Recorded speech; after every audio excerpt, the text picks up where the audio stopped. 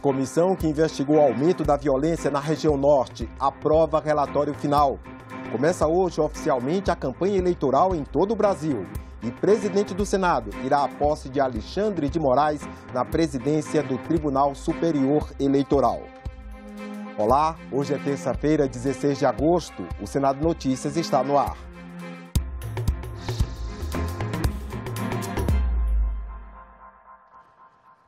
Em reunião nesta quarta-feira, a comissão temporária que investiga as causas do aumento da criminalidade e de atentados na região norte aprovou o relatório final dos trabalhos. A comissão foi criada logo após os assassinatos de um indigenista, servidor licenciado da FUNAI, e de um jornalista britânico, ocorridos em junho passado. O relatório aponta a situação de violência contra indígenas e o meio ambiente na região norte, contexto que levou ao assassinato de Bruno Araújo e de Dom Philips. O crime organizado estaria, segundo o relator, dominando a economia e a política daquela área, com lavagem de dinheiro de organizações criminosas daqui e de fora, pistas de pouso clandestinas, tráfico de drogas, invasão de terras indígenas e perseguição a lideranças locais. Sem adequada repressão, a Amazônia tem sido palco de uma verdadeira invasão por organizações criminosas que aproveitam o vácuo de poder deixado pelo Estado. É preciso investir no fortalecimento de mecanismos que integrem diferentes poderes e esferas federativas. Entendemos que o resgate da efetiva soberania brasileira sobre essas áreas requer, além da segurança, uma presença robusta do Estado, com toda a gama de políticas públicas que assegurem os direitos de cidadania e promovam o desenvolvimento econômico e social. O relatório oferece 2 projetos de lei como desdobramento dos trabalhos da comissão. Um concede porte de arma de fogo aos integrantes da FUNAI em atividades de fiscalização. E o outro trata da competência das Forças Armadas para atuar na prevenção e repressão de delitos contra direitos indígenas. Além do relatório, a comissão aprovou o voto de repúdio ao presidente e vice-presidente da República e ao presidente da FUNAI por comentários feitos sobre o assassinato ocorrido, apresentado pelo senador Fabiano Contarato. A mais alta cúpula do Poder Executivo tratou o duplo homicídio e a ocultação de cadáver como se fosse algo natural, corriqueiro no país, que pretendem governar. Quando o que vemos é que o domínio do crime vem se estendendo sobre o vácuo de poder deixado pelo desmantelamento do poder estatal. O presidente do Congresso Nacional, Rodrigo Pacheco, compareceu ontem à solenidade em comemoração aos 20 anos da inauguração do edifício sede da Procuradoria-Geral da República em Brasília. O evento também homenageou o ex-procurador-geral da República, Geraldo Brindeiro, que faleceu ano passado aos 73 anos, vítima de Covid. Projetado por Oscar Niemeyer, o edifício sede da Procuradoria-Geral da República tem características da arquitetura modernista, com formas arredondadas e concreto aparente. A obra foi iniciada em 1996 e inaugurada em 2002. O prédio é um dos mais imponentes de Brasília. São 6 blocos interligados por passarelas e pelo subsolo. Conta com mais de 2.000 servidores e 108 membros, incluindo o Procurador-Geral da República. Eu gostaria, em nome do Parlamento Brasileiro, dizer do absoluto respeito que temos ao Ministério Público Federal. Um respeito que se revela no trato do dia a dia, na convivência do Congresso Nacional, com a Procuradoria-Geral da República, com as demais instâncias do Ministério Público. Ousadia e equilíbrio movem igualmente a instituição do Ministério Público Brasileiro, a partir de seus 3 princípios: unidade, indivisibilidade e independência funcional. Muitos dizem que é o prédio, o edifício mais bonito, a obra mais bonita, a obra de Oscar Niemeyer. E realmente é um prédio que a todos nós encanta. E todos nós que passamos aqui, não tem como, doutora Lindora, doutor Aras, presidente Pacheco, deixar de olhar. Na ocasião, foi entregue uma medalha aos familiares do ex-procurador-geral da República, Geraldo Brindeiro, que faleceu em outubro do ano passado, vítima da Covid-19. A geração do meu pai está se preparando para passar o bastão, né? Alguns dos colegas já se aposentaram, outros estão prestes a se aposentar. Deixam um legado, né? Que é inegável. Se permitam ousar, né? Imaginar um Ministério Público ainda maior. Cabe a vocês dizer qual que vai ser o tamanho da próxima homenagem aí que a gente vai ver daqui a 20, 30, 40 anos, como é que vai ser o Ministério Público e o Brasil que a gente vai construir a partir da sua atuação. Hoje, às 7 horas, o presidente do Senado, Rodrigo Pacheco, vai participar da posse do ministro Alexandre de Moraes na presidência do Tribunal Superior Eleitoral. Ricardo Lewandowski tomará posse como vice-presidente do órgão. Também foram convidados para a cerimônia o presidente Jair Bolsonaro, o ex-presidente Lula e a ex-presidente Dilma Rousseff. Começa hoje a campanha eleitoral deste ano para todos os cargos. As propagandas dos candidatos e partidos políticos devem seguir as regras estabelecidas pelo Tribunal Superior Eleitoral. A partir desta terça-feira está permitida a propaganda eleitoral dos candidatos à eleição de 2022. Estão autorizados comícios, distribuição de santinhos, caminhadas, anúncios na internet e na imprensa escrita. Cada tipo de propaganda deve seguir as regras estabelecidas pela Justiça Eleitoral. Os alto-falantes e caixas amplificadoras de som só podem ser usados entre 8 da manhã e 22 horas até a véspera da eleição. Nos comícios, o uso de aparelhagem de som é permitido até o dia 29 de setembro, de 8 à meia-noite, prorrogável por mais 2 horas se o comício for de encerramento de campanha. A distribuição de panfletos, santinhos e outros materiais gráficos e as caminhadas, carreatas e passeatas, acompanhadas ou não por carros de som, estão liberadas até às 22 horas do dia 1º de outubro. Os anúncios pagos na imprensa escrita e internet estão permitidos até o dia 30 de setembro. Podem ser até 10 anúncios de propaganda eleitoral por veículo para cada candidato. Os serviços telefônicos necessários às atividades das legendas serão instalados nas sedes dos partidos políticos a partir desta terça, mediante requerimento.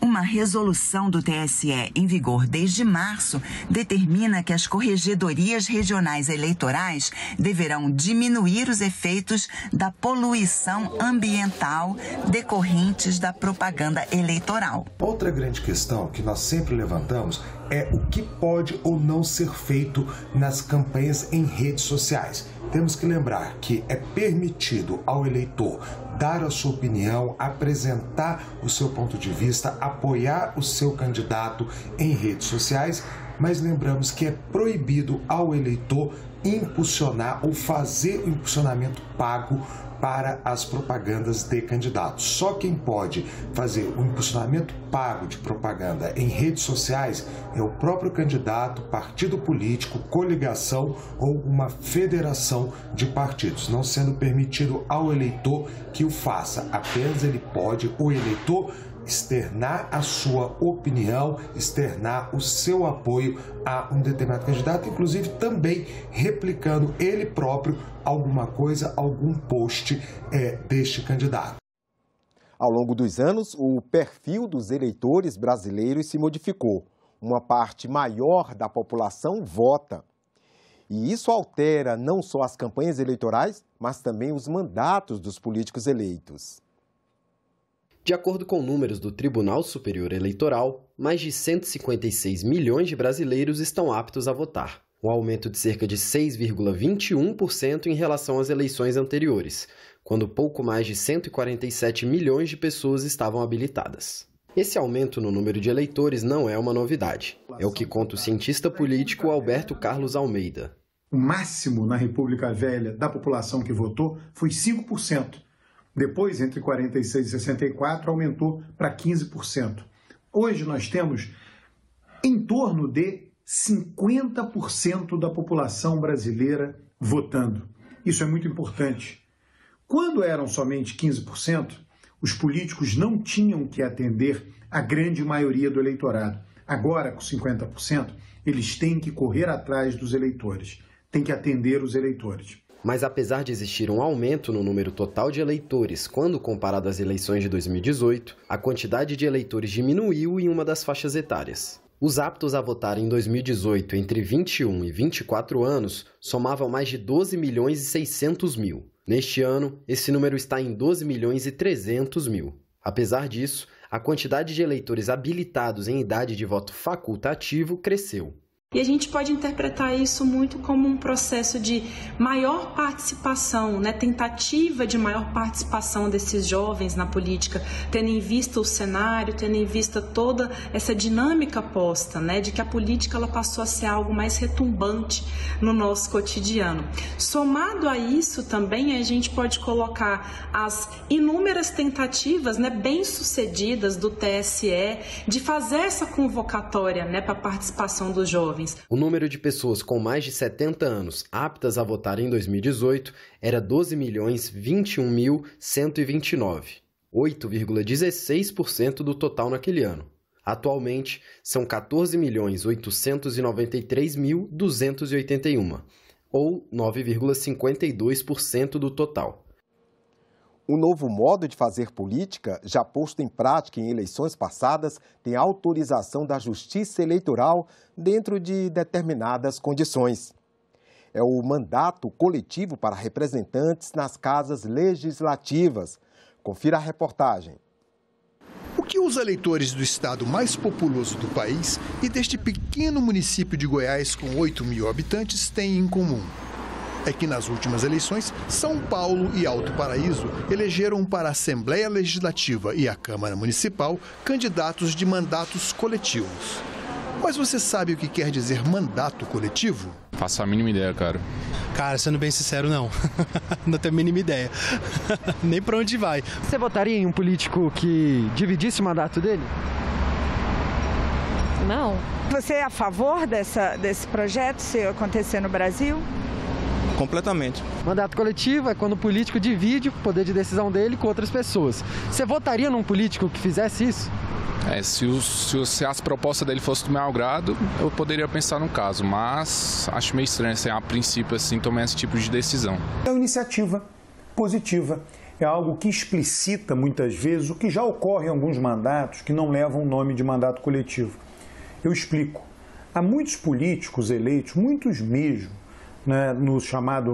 no mandato tradicional, que exerce seu mandato como se fosse um mandato coletivo. O que o mandato coletivo faz é explicitar isso e há até essa iniciativa de levar essa explicitação para a urna, para o momento do voto, mostrando quem pertence àquele mandato coletivo. Uma resolução do Tribunal Superior Eleitoral admite a possibilidade, mas dentro de determinadas condições. Para o TSE, as candidaturas coletivas não existem. Elas podem ser promovidas coletivamente, mas o registro permanece de caráter individual.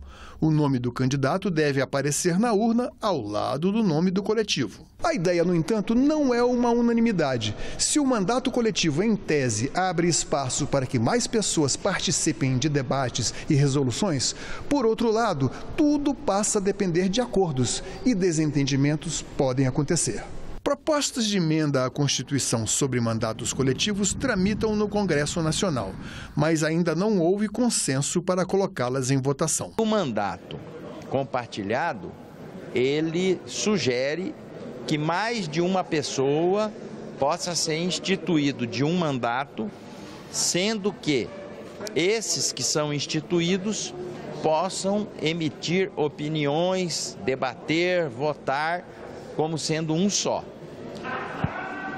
Pessoalmente, eu acho um pouco complexo, um pouco difícil. Tendo um só aqui, cada cabeça desse um é uma ciência, é uma instituição. Imagina quando tiver 2, 3 num mandato só. Nós ficamos por aqui. Você pode rever as reportagens desta edição na nossa página na internet senado.leg.br/tv. Obrigado pela companhia e até a próxima.